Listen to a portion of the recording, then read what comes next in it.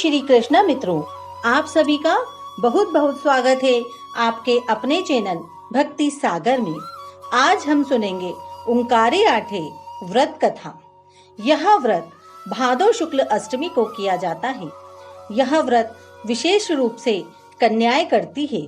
उन्हें 8-9 वर्ष की आयु से ही व्रत प्रारंभ करा देना चाहिए। इस व्रत को 8 वर्ष तक करते रहते हैं।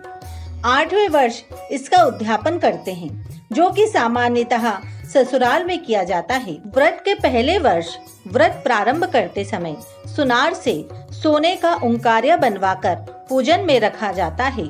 इसी ओंकारिया का पूजन विधि अनुसार 8 वर्ष तक करते हैं। पूजन के दिन मिट्टी की 2 पुतलियां, कुकड़ एवं माकड़ बनाकर इनकी भी पूजा करते हैं।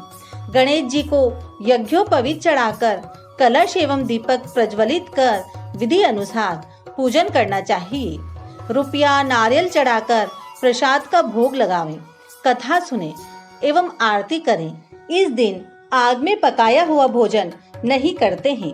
कथा के बाद यह रुपया नारियल पहले वर्ष मंदिर पर, दूसरे वर्ष ब्राह्मण को और 8वें वर्ष उद्यापन के समय अपने देवर को देने का विधान है। विशेष रूप से व्रत उद्यापन में लड़कियां विवाह के बाद जब पहली ओंकारी आठे आती है, तब व्रत रखकर पूजन करके वह चांदी का ओंकारिया और वस्त्र या टोपे टावल रुपया नारियल पूजन में रखकर बाद में यथाशक्ति दक्षिणा देकर अपने देवर को देना चाहिए। साथ ही ब्राह्मण को भोजन के लिए सामग्री देना चाहिए। आइए सुनते हैं ओंकारिया आठे व्रत कथा। एक कुकड़ी अर्थात मुर्गी और एक माकड़ी जंगल में रहती थी। एक समय जंगल में आग लगी तो कुकड़ी अपने बच्चे को वहीं छोड़कर उड़ गई, लेकिन माकड़ी अपने और उसके बच्चों सहित आग में जलकर मर गई। दूसरे जन्म में कुकड़ी और माकड़ी ब्राह्मण के यहाँ जन्म लेकर 2 सगी बहनें बनी। बड़ी होने पर उनमें से कुकड़ी का विवाह एक संपन्न ब्राह्मण के परिवार में कर दिया, जबकि माकड़ी का विवाह विद्वान ब्राह्मण के यहाँ किया।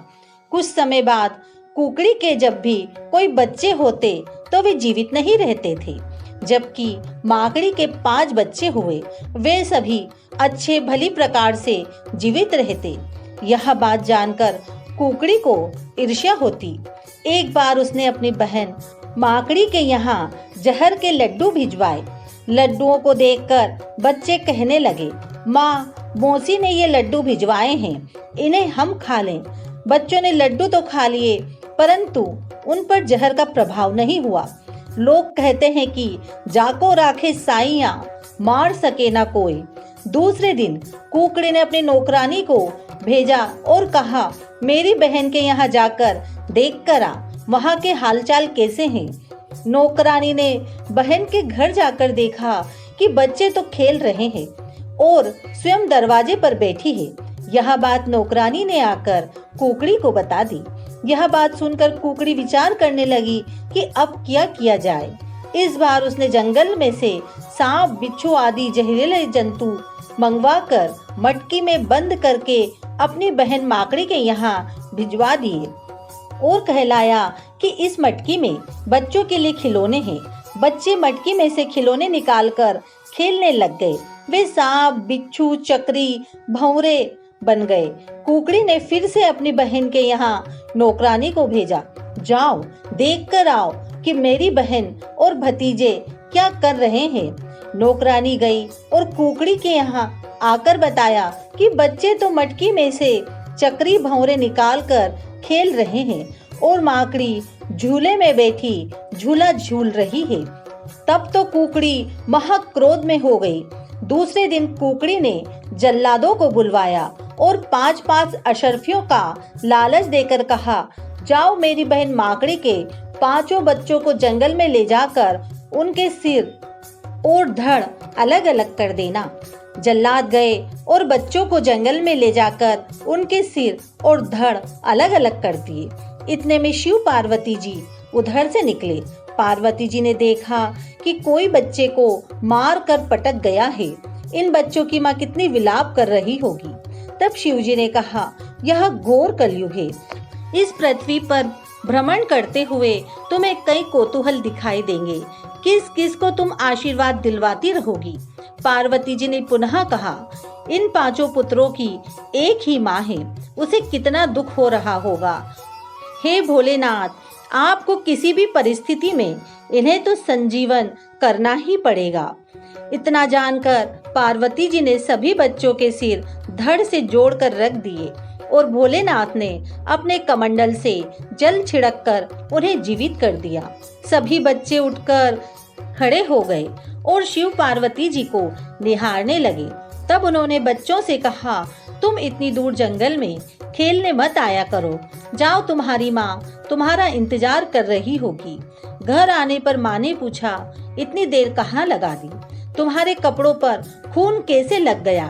तब बच्चों ने बोला, हमें नहीं मालूम कि हम जंगल में किस प्रकार पहुँचे, हमें तो वहाँ से शिव जी पार्वती जी ने घर भेजा है। दूसरे दिन सुबह कुकड़ी ने फिर से अपनी नौकरानी को देखने भेजा, जाओ, मेरी बहन यदि रो रही होगी तो मैं उसे समझाने जाऊंगी। नौकरानी ने वहां जाकर देखा और कुकड़ी को आकर बताया कि वहां तो सभी बच्चों को साथ लेकर भोजन कर रही है। तब कुकड़ी की ईर्ष्या और चौगुनी हो गई। कुछ दिनों बाद कुकड़ी के मरा हुआ बच्चा पैदा हुआ। उसे पालने में सुलाकर नौकरानी को बहन को बुला लाने के लिए भेजा। उस दिन माकड़ी को ओंकारी आठे का व्रत था। वह जल्दी से स्नान करके झड़ते हुए गीले बालों से ही कुकड़ी के घर पहुंच गई। कुकड़ी ने माकड़ी से कहा, मैं अभी अंदर से जल्दी ही आ रही हूँ, तब तक तुम बच्चे को पालने से उठा लेना। माकड़ी ने अपनी बहन के कहे अनुसार पालने में से बच्चे को उठाना चाहा। वैसे ही गीले बालों का पानी बच्चे पर गिरा और वह रोने लग गया। बच्चे के रोने की आवाज सुनकर कुकड़ी अपनी बहन से बोली, बहन, मेरे तो मरा हुआ बच्चा पैदा हुआ था जिसे मैंने पालने में सुला दिया था। मैं तो तुम्हारे ऊपर बच्चे को मारने का कलंक लगाना चाहती थी, परंतु तुम्हारे आशीर्वाद से और व्रत के प्रभाव से यह जीवित हो गया। इतना कहकर वह माकड़ी के पैरों में गिरकर कहने लगी, हे बहन, मुझे क्षमा कर देना, मैंने आपके साथ बहुत बहुत अन्याय किए हैं। इस प्रकार कुकड़ी अपने किए का प्रायश्चित करने लगी। माकड़ी ने अपनी बहन को क्षमा करते हुए कहा, चलो अपन किसी विद्वान पंडित के पास चलें और पूछें कि तुम्हारे बच्चे जीवित क्यों नहीं रहते। पंडित जी ने ध्यान करके बताया कि पूर्व जन्म में तुम दोनों कुकड़ी और माकड़ी थी।